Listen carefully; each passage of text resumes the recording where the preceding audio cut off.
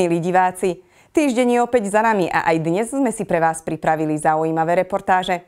Tešíme sa, že aj dnes ste pri televíznych obrazovkách spolu s nami. Prajem vám príjemné sledovanie. Veľká noc je už za nami. Pozrite sa, ako ste ju prežívali.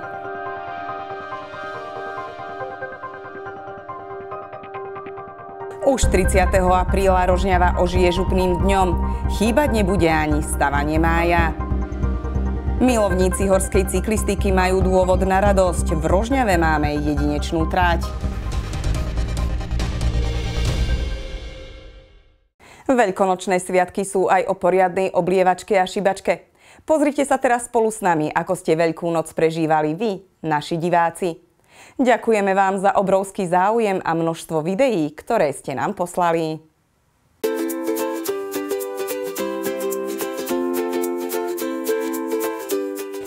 Slnko, poď na naše líčka, dáme ti vajíčka, otvoríme vráta, dáme ti kus zlata.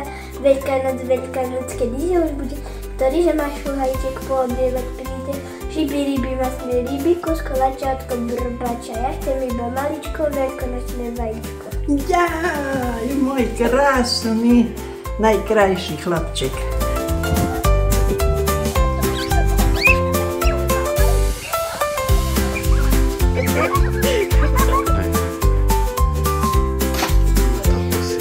Poď bližšie. No dobre.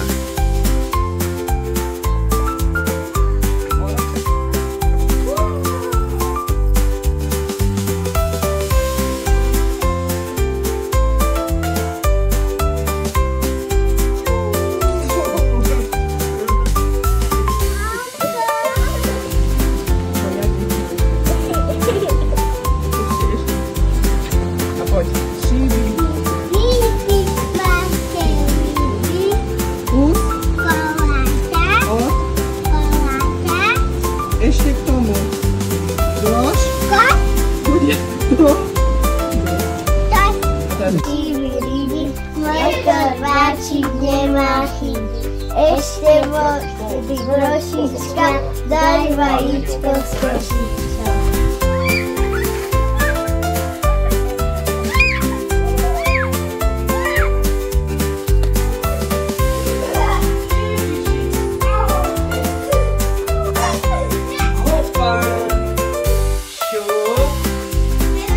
Dáme teplú nekosa.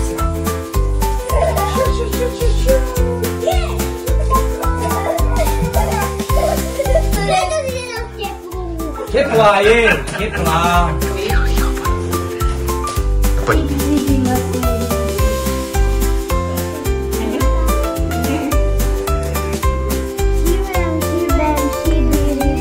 Môj korbáčik nemá chyby. Ešte vody trošička, daj vajíčko z košička. Župné dni Košického samosprávneho kraja odštartujú práve v našom meste. Čakajú nás predajné stánky s rôznorodým tovarom, perfektný kultúrny program, ale aj živé sochy či stavanie mája v podaní našich folkloristov. Čerešničkou na torte bude koncert Petra Cmoríka.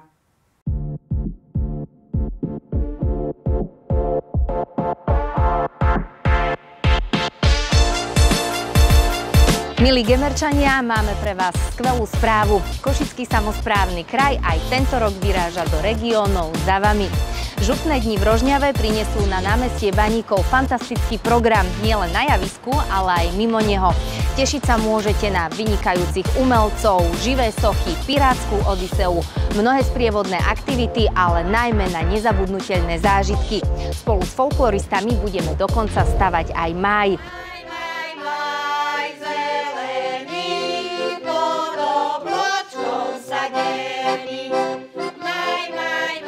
Príďte si pozrieť krajovaný sprievod od Mestského úradu na námestie Baníkov a tam sa spolu s folkloristami zabaviť, zaspievať si, aj zatancovať si. Takže veľmi sa tešíme, že sa vidíme 30. apríla na župných dňoch v Rožňave.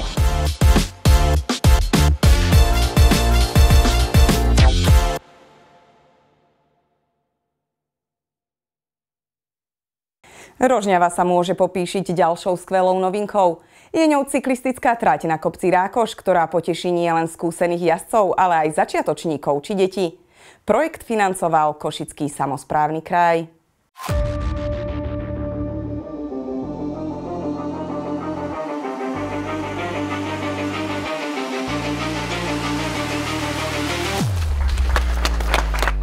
Naše mesto sa môže popíšiť ďalšou parádnou novinkou. Je ňou cyklistický flow trail s dĺžkou viac ako 2 km a prevýšením viac ako 200 metrov. Táto jedinečná trasa prepája vrchol kopca Rákoš s jeho úpetím a nadväzuje na existujúcu sieť single trailov v regióne. Súčasťou projektu, ktorý podporil Košický samosprávny kraj a jeho dotačný program Terra Incognita, je aj tzv. Baby flow, a teda nenáročná trať pre deti.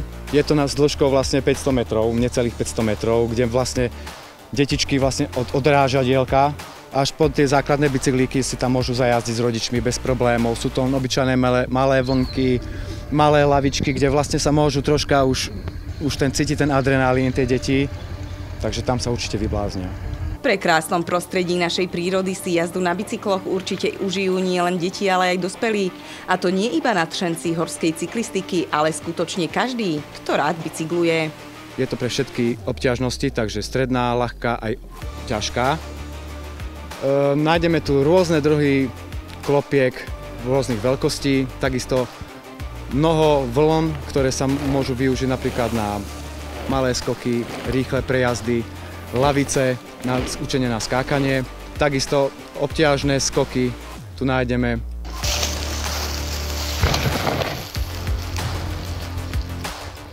Možno na prvý pohľad to vyzerá ako obťažnejšia trať, ale dajú sa tam nájsť rôzne aj ľahšie, aj ťažšie stopy. Trať je rozdelená aj podľa obťažnosti. Prvá časť je najťažšia, stredná časť je zhruba stredná obťažnosť a poslednú sme venovali viac menej takým jazdcom, ktorí ešte nie sú veľmi zdatní a deťom. Má názov Baby Flow, tá spodná časť. No, ja si myslím, že je to veľký prínos pre náš región, aj celkovo pre podporu cestovného ruchu a aj mesto Rožňava. Veľa mladých ľudí môžete vidieť, takže určite je to prínos. Ale myslím, že pre všetky vekové kategórie, aj úrovne obťažnosti, čo sa týka jazdenia na bicykli, každý si tu nájde svoje.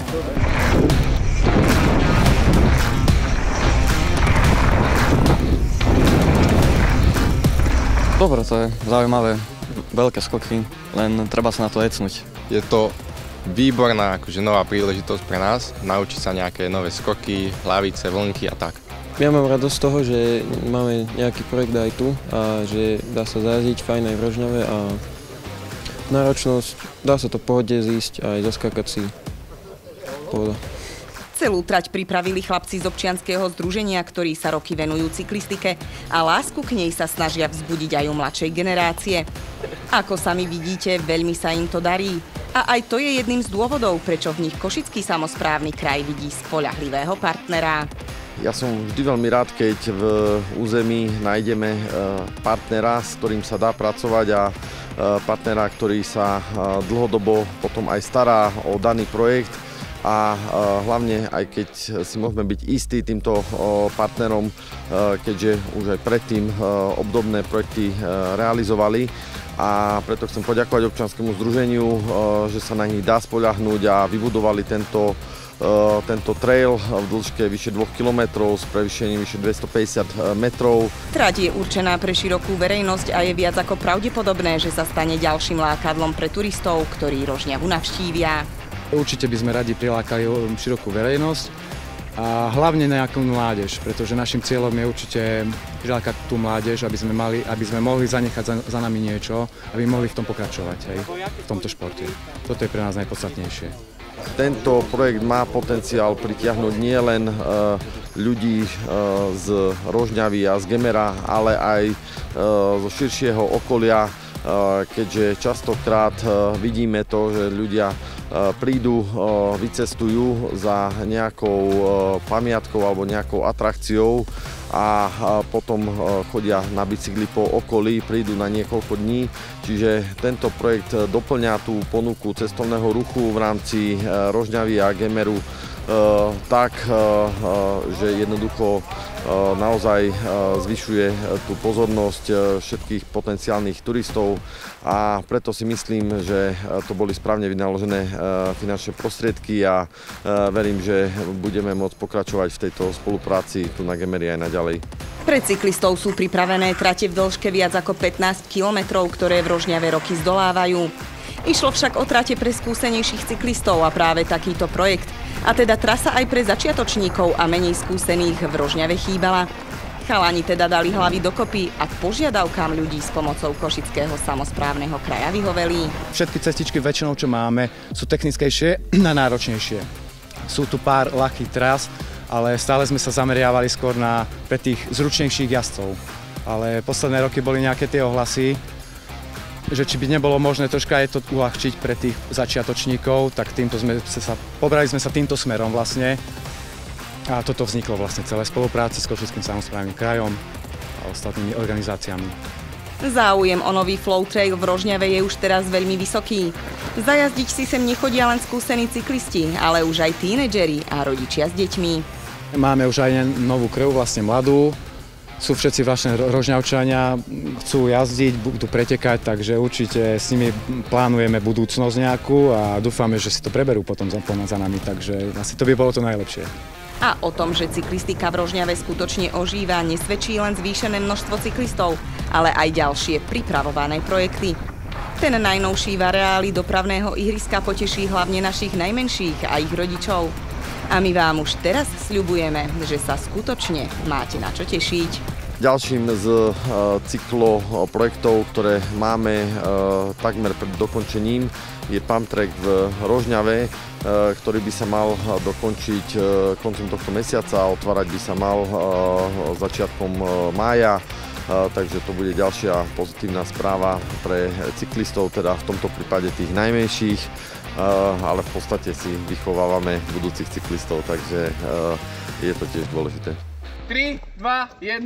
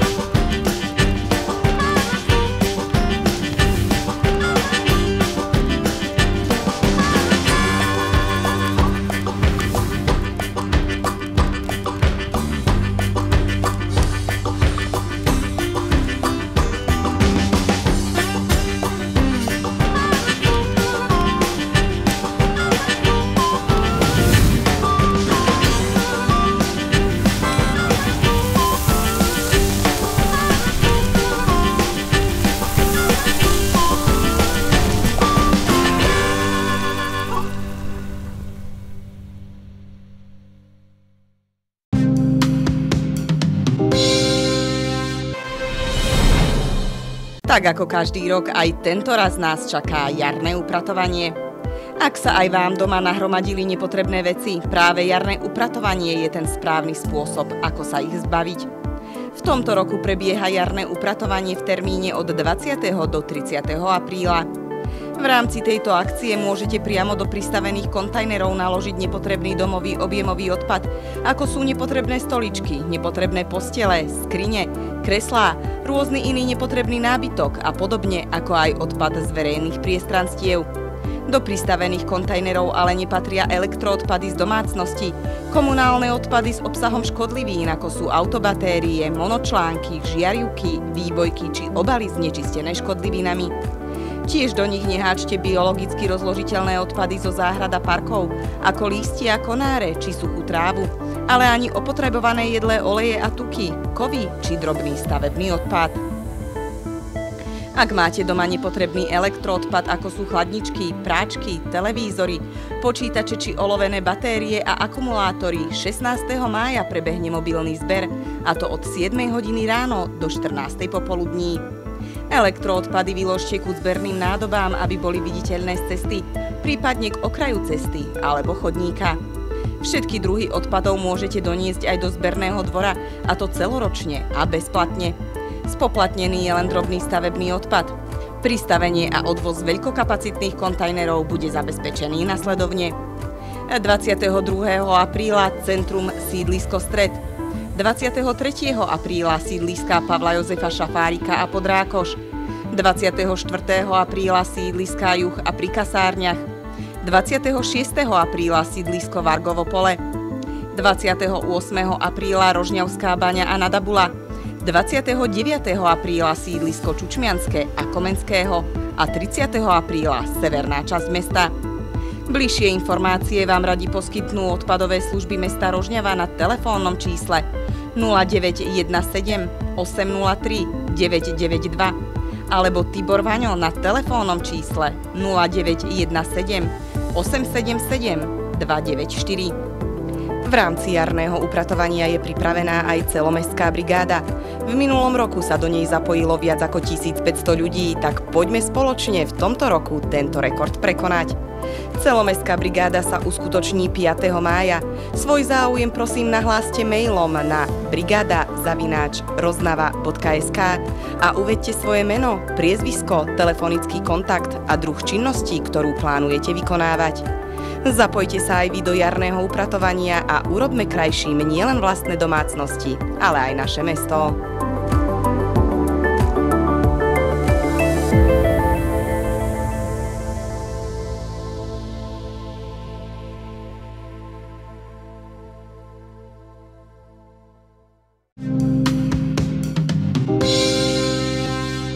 Rovesnícke vzdelávanie vytvára priestor nie len pre lepšiu komunikáciu žiakov a študentov medzi sebou, ale aj pre motiváciu či porozumenie.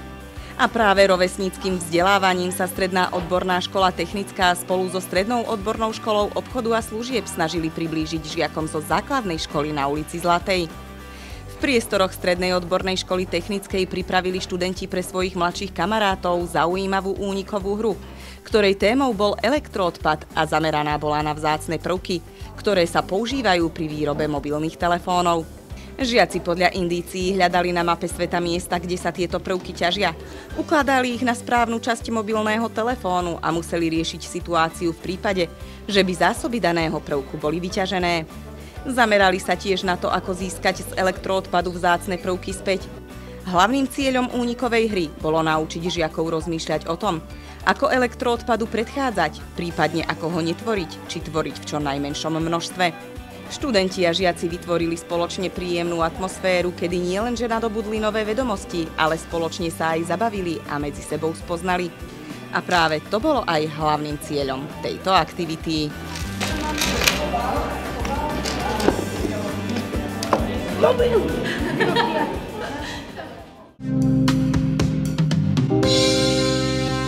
Viac sa nám už do dnešného magazínu nezmestilo. Už o týždeň sa na vás teším pri archívnom vysielaní spred 10 rokov. A nezabudnite, že už budúcu stredu, a teda 30. apríla nás čaká župný deň a stavanie mája v centre nášho námestia. Verím, že sa tam uvidíme. Dovidenia.